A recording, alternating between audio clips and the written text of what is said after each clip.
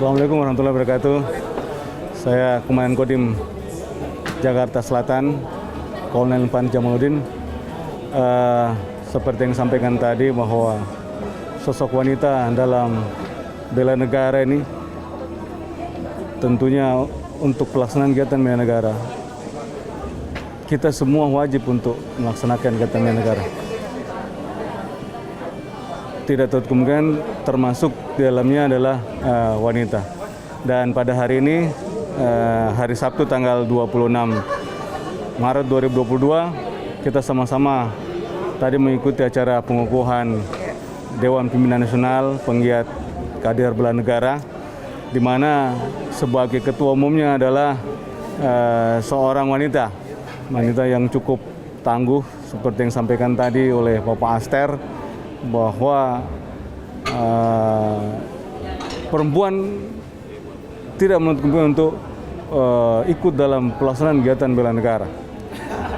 Tadi sebagai ketua adalah Ibu Kamila, yang memang betul-betul penuh semangat, yang menginspirasi kita semoga dalam pelaksanaan kegiatan bela negara, penggiat bela negara yang sudah berjalan sekian lama dan pada hari ini dikukuhkan dengan penuh rasa semangat tadi, menyampaikan visi dan misinya tentang kegiatan-kegiatan yang sudah dilaksanakan. Tentunya saya selaku Komandan Kodim berharap bahwa Ibu Kamila bisa memimpin PKBN ini menjadi lebih baik lagi. Terkait generasi muda, saya selalu berharap bahwa generasi muda harus punya semangat untuk pelaksanaan kegiatan bela negara ini. Karena sebagai generasi penerus tentunya negara kita akan berlanjut dan butuh generasi untuk nantinya bisa tetap mengawal negara kita ini menjadi lebih baik lagi. Peranan generasi muda dalam pelaksanaan kegiatan bela negara tentunya dalam pelaksanaan kegiatan sesuai dengan tugasnya saat ini sebagai sebagai pelajar, baik itu di sekolah-sekolah ataupun sebagai mahasiswa. Ini tentunya diharapkan bisa membawa peran yang positif dalam melihat situasi dan perkembangan di negara kita ini, sehingga lebih mulai tahu apa sebenarnya permasalahan-permasalahan yang tentunya bisa ikut andil dalam ikut melaksanakan kegiatan bela negara, termasuk dalam generasi-generasi muda yang sudah terjun dalam profesi-profesi sesuai dengan profesi masing-masing, ya bisa berjuang sesuai dengan profesinya. Sudah banyak yang sudah dilaksanakan, seperti kemarin dalam pelaksanaan kegiatan penanganan COVID-19, ikut terjun langsung dalam membantu pelaksanaan kegiatan vaksinasi, kemudian ikut juga dalam kegiatan-kegiatan dalam penanggulangan bencana dan lain-lain. Sudah banyak yang sudah dilaksanakan. Langsung bersentuhan dengan masyarakat. Betul. Gitu, Pak, ya? Jadi seperti yang sampaikan tadi bahwa pelaksanaan kegiatannya bela negara ini bukan hanya sekedar retorika belaka, tetapi langsung terjun dalam melaksanakan aksi nyata di lapangan. Ya, pemirsa, masih bersama kami dalam Cerita Wanita dan masih bersama Ibu Kamila SPD, SD, MPD selaku Ketua Umum PKBN. Bu, baik. Ini kan Ibu aktif di organisasi begitu kan. Ini secara pribadi awalnya nih Bu, gimana sih Ibu terjun di dunia organisasi? Kalau menurut saya mungkin karena cintanya, saya suka berkumpul satu. Kemudian pada saat sekolah pernah mengikut jadi pengurus OSIS. Kemudian pada saat di kampus pengurus senat. Kemudian masuk di Menwa. Kemudian masuk di organisasi sosial yang lainnya. Dan pada saat itu kami itu berpikir apa sih yang kita bisa lakukan. Ternyata kegiatan sosial-sosial kita yang suka ke daerah, menanam pohon, ya kan, bersih pantai, itu masuk dalam bela negara, ya kan ya. Nah, pada saat itu 2016-2017an timbul kebetulan saya tadi udah disampaikan pada saat saya ngasih sambutan, yaitu ternyata Kemhan pemerintah kita memiliki program penguatan di bela negara. Baik. Oh, berarti ternyata cuman buang sampah pada tempatnya itu termasuk bela negara.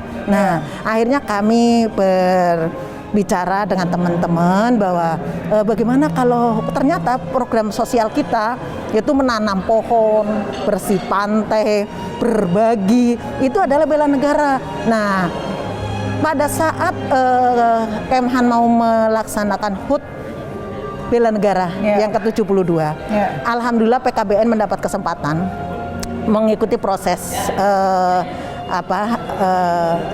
menyambut HUT bela negara.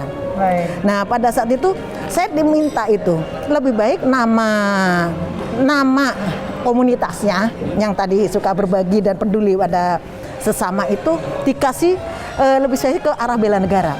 Waktu itu kami karena penggagas waktu itu saya adalah namanya adalah Penggiat Bela Negara Indonesia, PBNI ya kan ya. Nah, setelah PBNI kemudian kami itu mulai deh, kalau kayak gitu ternyata perlu kukuhkan lagi namanya. Ternyata yang tembus adalah penggiat kader bela negara bela negara dan dari rekan-rekan sekalian itu enggak, ketuanya Bu Mila itu, saya namanya Kamila tapi biasa dipanggil Mila Tarsono. Mila Tarsono ya. Makanya akhirnya familiar kami di organisasi di tingkat pusat sampai ke daerah dinilai Mila Tarsono bilang itu organisasi ini sebetulnya sebagai bentuk kepedulian kita semua. Bentuk kepedulian kita sesama, kita semua untuk bisa berbagi kepada saudara-saudara kita. Tadi Bu Mila sempat menyebutkan ada suka ikut organisasi OSIS semacamnya. Nah, itu ceritanya gimana sih Bu, pengalaman organisasinya gitu? Mimpin banyak orang, mimpin banyak teman-teman yang mungkin memang suka guyup gitu kan. Iya, betul. Kadang-kadang suka beda-beda. Nah, itu gimana tuh momennya? Kan waktu itu sesuai dengan umur kita ya. Sehingga kan program kerjanya juga disesuaikan ya. Kalau OSIS itu lingkup intern sekolah ya kan. Kemudian pada saat di Senat juga lingkup intern kampus ya kan. Kemudian di Menwa ya kan. Kemudian di samping di Menwa kami juga punya perkumpulan ya kan ya. Perkumpulan yang sifatnya sudah sampai ke provinsi lain ya kan ya. Nah, akhirnya setelah adanya PKBN ini ketuanya siapa? Ya Bu Mila lah yang gagas pertama itu. Loh kok saya kan izin ya, saya perempuan ya kan kan laki-lakinya banyak, makanya kan kami berkolaborasi. Makanya tadi ada pertanyaan dari Mbaknya, apakah perempuan dianggap sebelah mata? Menurut saya enggak. Enggak.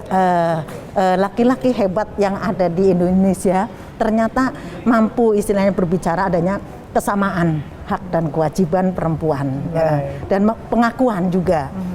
Buktinya dari pengurus PKBN itu tidak seluruhnya perempuan, tapi boleh katakan ada keseimbangannya. Itu jadi adalah porsinya pas begitu ya, iya, pas, laki-laki dan juga yang perempuan. Tadi juga saya mau nanya itu tuh Bu, seringkali kan biasanya cewek dianggap perempuan dan ada kebanyakan mungkin bukan orang-orang di sini, kebanyakan yang merasa kalau dipimpin perempuan tuh seperti apa, tapi kemudian di sini bisa dibuktikan ya Bu. Iya benar, solid betul begitu, iya. Karena bela negara kan tidak, kalau kita menganggap perempuan ini berarti belum ada bela negara dong, belum memahami kesadaran bela negara dong, karena bela negara kan mampu berbuat yang terbaik. Kadang-kala kita ngomong maaf, harusnya ini kan tempat duduk ini untuk gini, Mbak jangan, itu kan itu belum bela negaranya, belum mengena juga, karena kan ada orang yang merasa tersinggung ya kan. Makanya itu tadi kita harus tenang, harus sadar betul apa yang keberadaan kita, apalagi kita dinamakan penggiat. Jadi tapi kadang-kala kita juga seakan-akan tidak tampil menunjukkan kita itu enggak. Karena pada saat kita di tempat kerjanya kita juga menjadi orang biasa. Orang biasa yang benar-benar melakukan tugasnya sesuai dengan tupoksinya. Baik, Bu Mila ini adalah sarjana ilmu pendidikan. Apakah kemudian sulit nggak sih Bu menanamkan ideologi bela negara di bidang edukasi atau pendidikan ibu gitu? Kalau di sini ya ideologi kan harus Pancasila ya, karena ideologi kan paham ya kan ya benar. Jadi ini sebenarnya dua hal yang berbeda yang tadi saya bilang itu kan ya. Tapi di sini perlu saya garis bawahi ya, yaitu menanamkan ya kan kesadaran bela negara di lingkungan pendidikan, maksud ya pemahaman ya itu. Jadi bukan ideologi ya, kalau ideologi miliknya Pancasila. Yaitu kita dengan memberi contoh, dengan menanamkan karakter pada peserta didik yang kita hadapi. Memberi contoh. Ya, memberi contoh yang teladan, baik dalam berbicara, baik dalam sikap maupun dalam performa kita pada saat kita di tempat kerja, begitu kan ya. Karena kita kan pengen memberikan contoh, nanti lama-lama kan orang, wah itu contoh misalnya, oh Mbak dari mana sih? Oh dengan penampilannya Mbak yang ini, oh jadi ketahuan kan, jadi oh ini dari sini. Kan nggak mungkin kita pengen menggerakkan atau pengen mensosialisasikan nilai-nilai bela negara, kitanya sendiri tidak. Walaupun tadi selalu ada tantangan, tapi hadapi dengan sabar dan tenang. Ya. Itu memang prosesnya panjang. Prosesnya panjang, tapi kita jangan sampai terhenti. Kita harus merangkul stakeholder yang lain. Kita harus bekerja sama dengan yang lain. Kita harus berkolaborasi, kita harus bersinergi. Makanya kan kayak kita untuk menembus vaksin awal kan sulit kan. Makanya saya langsung gandeng Kodam Jaya. Saya langsung berkoordinasi, oke, kita deal. Kemudian masyarakatnya juga kita harus edukasi bahwa arti pentingnya vaksinasi itu kita juga masuk dulu ke sana. Jadi setelah kekuatannya ada, sasarannya ada, kita masuk terselenggara dan alhamdulillah berjalan dengan baik. Ya, terus kaitannya dengan gastronomi. Mengenai makanan, kami kebetulan juga PKBN pernah mengadakan ngopi daring ya, waktu itu tempatnya di Kemhan bersama dengan tim gastronomi. Yaitu bahwa bela negara tidak harus tadi yang Mbak bilang angkat senjata atau di dunia pendidikan saja, makanan pun bisa. Bisa, yaitu dengan cara melestarikan makanan Indonesia, ya kan? Menjaga jangan sampai punah, ya kan ya.